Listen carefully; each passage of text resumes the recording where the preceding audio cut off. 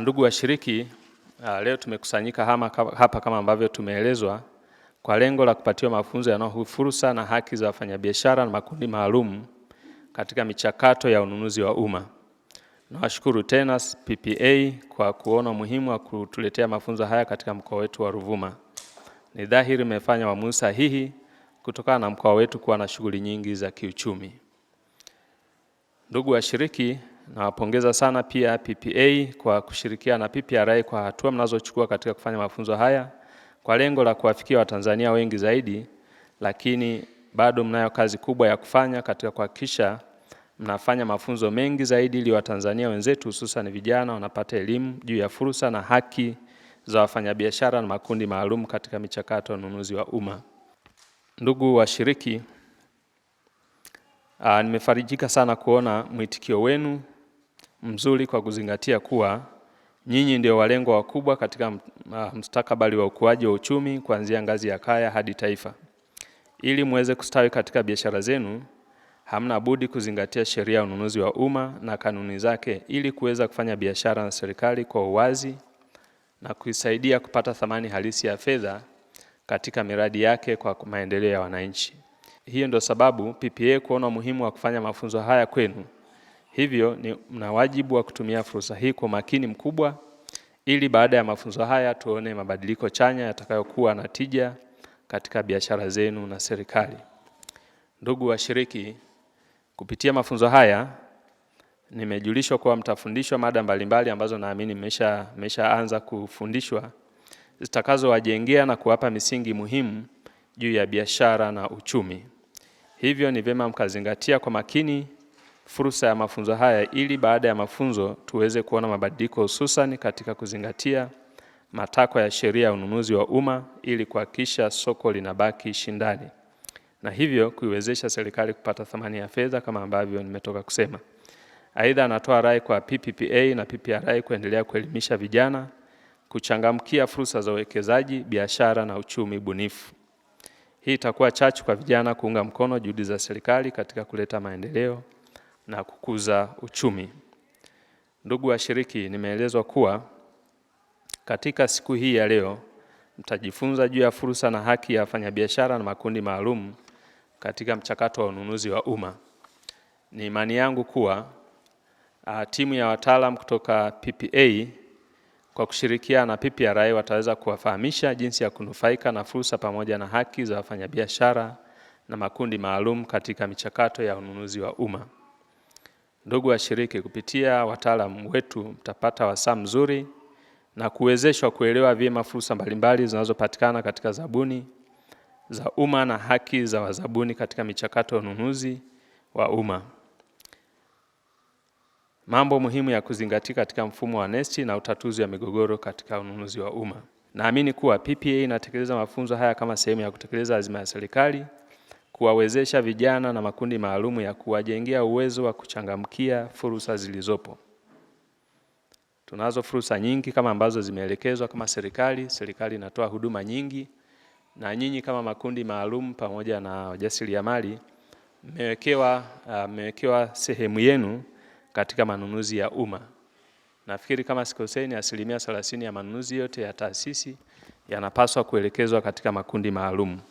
Hivyo msipochangamkia fursa hii, maana yake ile sehemu ambayo itakiwa nyinyi muipate inaendelea kubaki na pengine itapelekwa kwa watu wengine ambao hawakuwa wamekusudiwa. Kutokana na hilo, sisi kama mkoa hatutamani fursa hizi zisalie kwenye makaratasi pekee. Hatutamani iendelee kubaki kuwa ni sheria tu inasema 30% iende kwenye makundi maalum.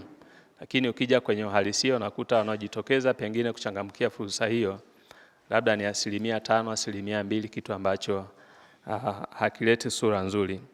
Badala yake kama mkoa tunatamani kuona vikundi vyote vilivyosajiliwa kwenye halmashauri zetu kupitia idara za maendeleo ya jamii vinachangamkia fursa hii, na zaidi tunatamani wafanyabiashara wetu wa ndani wanajengewa uwezo wa kushinda zabuni mbalimbali kama kusambaza chakula mashuleni, vifaa vya ujenzi na kutoa huduma za usafi kwenye taasisi zetu. Ndugu washiriki, tuache tabia ya kuwa watazamaji. Tuache tabia ya kuwa watazamaji huku wazabuni kutoka nje ya mkoa au nje ya nchi wakichangamkia fursa hizi, sisi tukiwa tumebaki ni watazamaji. Tukishindwa kuchangamkia fursa, watazichangamkia wengine. Kuna watu ambao wanahangaika kila siku, yani kila siku yuko kwenye mfumo wa NeST kuangalia wapi kuna nini. Tuna watu wanatoka Dar es Salaam wanakuja kutekeleza miradi Ruvuma. Wapo wakandarasi ambao wametoka Dar es Salaam, wanatoka Arusha, wanatoka Manyara, wanatekeleza miradi hapa mkoani kwetu. Lakini ukiangalia wakandarasi hao, ndugu mwakilishi wa katibu mtendaji, si kwamba ni watu ambao wana uwezo mkubwa kuliko sisi tulioko hapa. Ni watu wa kawaida, wanaomba kazi, wanapata, wakati mwingine hawana hela, kishapata kazi ndo anaanza kutafuta vyanzo vya kupata hela kwa ajili ya kutekeleza miradi hiyo. Kwa hiyo naomba tuache kuwa watazamaji, naomba tuache kuwa wasikilizaji, tuchangamkie fursa hizi. Tusihisi kwamba sisi ni wadogo kwa kiasi ambacho hatuwezi kuchangamkia fursa ambazo serikali inazitoa. Wanaofanya ni watu kama sisi. Serikali inatekeleza miradi mingi na huduma nyingi. Ndugu washiriki, baada ya kuyasema hayo, ninapoelekea kuhitimisha hotuba yangu, naomba nisisitize yafuatayo. Moja, ni waombe kusikiliza kwa makini kabisa mafunzo haya, na pale ambapo tutakuwa hatujaelewa vizuri, tuhakikishe kwamba tunawatumia wataalamu hawa ili waweze kutoa ufafanuzi katika yale maeneo ambayo hatujaelewa. Naomba nirudie. Niwaombe tusikilize kwa makini mafunzo haya na tuulize maswali pale ambapo tutakuwa hatujaelewa. Usikubali kuondoka hapa ukiwa bado una dukuduku.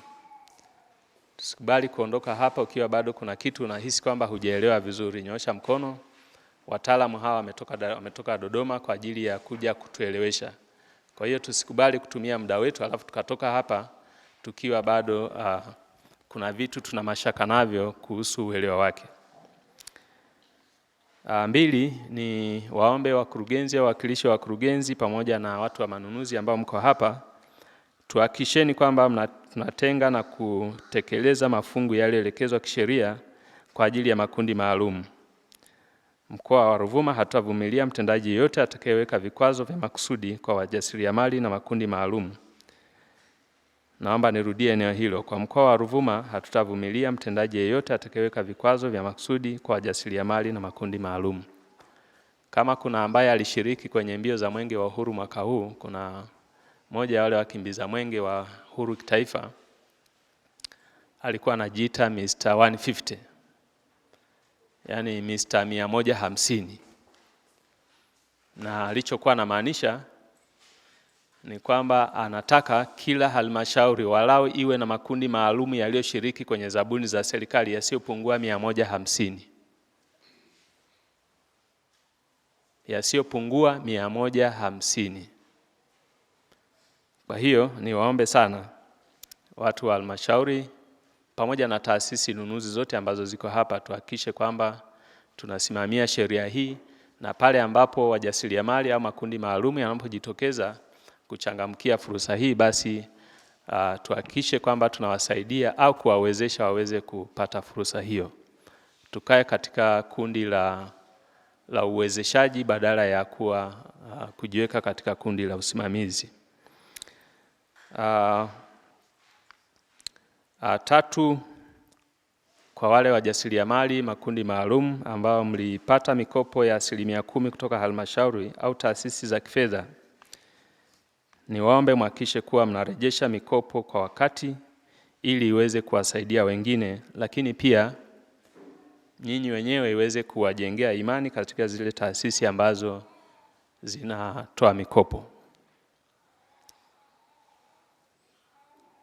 Serikali inazo fedha nyingi na mkoa wa Ruvuma kiwemo kwa ajili ya mikopo hii ya 10%, lakini na mikopo mingine ya vijana ambayo inatolewa na halmashauri, inatolewa na SIDO, inatolewa na Wizara ya Vijana na Maendeleo ya Michezo. Tuhakikishe kwamba tunachangamkia fursa hizo na tuhakikishe kwamba tunaitumia vizuri mikopo hiyo ili iweze kutuletea manufaa ambayo tumeyakusudia.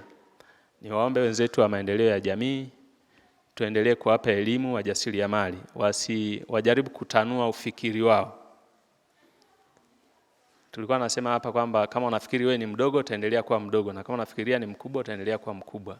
Vikundi hivi vingi vimekuwa vikijielekeza katika biashara ambazo ni zile ambazo huyu anazifanya, huyu anavyozifanya. Yaani wanapoenda kuchukua mkopo anafikiria kwenda kufuga kuku, kwenda kufuga samaki, kwenda kufuga sijui nguruwe na vitu vinavyofanana hivyo. Lakini kumbe tunaweza kuchukua mikopo hiyo ukaenda kuomba mradi wa serikali wa milioni 300 ukautekeleza. Ukaenda kuomba mradi wa serikali wa milioni 30 mkautekeleza, na mkautekeleza vizuri na mkapata faida. Kwa hiyo tujaribu kupanua wigo wa kufikiri. Tujitanue zaidi ili tuweze kuwa wakubwa. Hatuwezi kuwa wakubwa kama tutaendelea kufikiria vitu vile ambavyo toka tumeajiriwa tunakuta watu wanachukua mikopo, wanapeleka kufuga kuku, wanaenda kutengeneza batiki, wanaenda kutengeneza nini. Sina maana kwamba shughuli hizo wanazozifanya hazifai, lakini wanaweza kufanya vitu vingine vizuri zaidi na vikubwa zaidi kwa kutumia mikopo hii ya 10%. Kinachohitajika ni namna ambavyo wewe utajenga hoja yako, namna ambavyo utakuwa na andiko lako la mradi na kuliwasilisha kwa watu wa maendeleo ya jamii, wakalipima na kuona kama linastahili kupewa fedha. Ndugu washiriki, baada ya kuyasema hayo, na kabla ya kuyasema hayo ya kuhitimisha, nirudie tena kuwashukuru sana waandaji wa mafunzo haya kwa kupata kwanza wazo la kuhakikisha kwamba tunawawezesha wenzetu ili waweze kuchangamkia hizi fursa zilizopo, lakini pia waweze kuelewa sheria mbalimbali ambazo umetoka kuzielekeza. Mfumo wa NeST uko wazi kila mahali ulipo, ili mradi tuwe na kasimu ambako ni ka smartphone, na smartphone siku hizi ziko mpaka za 100,000. Ukiwa nayo basi unaweza kaingia kwenye mfumo wa NeST popote pale ulipo na ukaweza kuona fursa mbalimbali ambazo serikali imezitangaza. Lakini pia ukiwa humo nafikiri kuna mifumo ya malalamiko humo bila shaka. Kwa hiyo ukiwa uliomba kazi unaona kuna hujatendewa haki, basi tutumie platform zilizopo kuhakikisha kwamba tunawasilisha labda malalamiko yako kadiri ambavyo mtakuwa mmeelekezwa kwenye mafunzo haya. Nirudie tena kuwashukuru kwa kushiriki mafunzo haya na kukubali kuacha shughuli zenu kwa ajili ya kuja kushiriki mafunzo haya ambayo kimsingi tunaona ni ya muhimu kwa maslahi mapana ya ukuaji wa shughuli ambazo tunazifanya. Tunatarajia baada ya mafunzo haya mwaka huu tuone mabadiliko makubwa. Ukija Mwenge wa Uhuru tena mwakani, tusizungumzie 150 ambayo ilikuwa inazungumzwa mwaka huu kwenye mbio za mwenge za mwaka huu. Tufike mahali tuzungumze 200, labda 300. Kila halmashauri iwe na wajasiriamali au makundi maalum 300 ambayo yamepata huduma ya usambazaji wa huduma katika serikalini.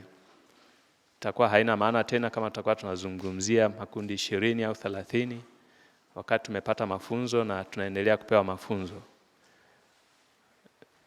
Wataalamu wetu kama itawapendeza mtaacha na namba zenu ili washiriki hawa waweze kuzipata, ili kitokea pengine amepata changamoto basi iwe rahisi kufanya consultation ili aweze kusaidiwa pale ambapo atakuwa amekwama. Itakuwa ndo moja ya manufaa ya kushiriki mafunzo haya.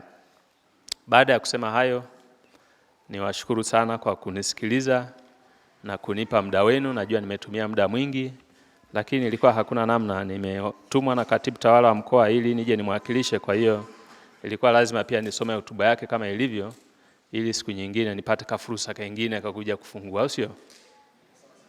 Nikichafua hotuba yake siku nyingine anaweza akapata mashaka ya kunituma nije nimwakilishe. Kwa hiyo nawashukuru sana kwa kunivumilia. Asanteni sana na watakia kikao chema. Kazi na utu. Mafunzo oye. Asanteni sana.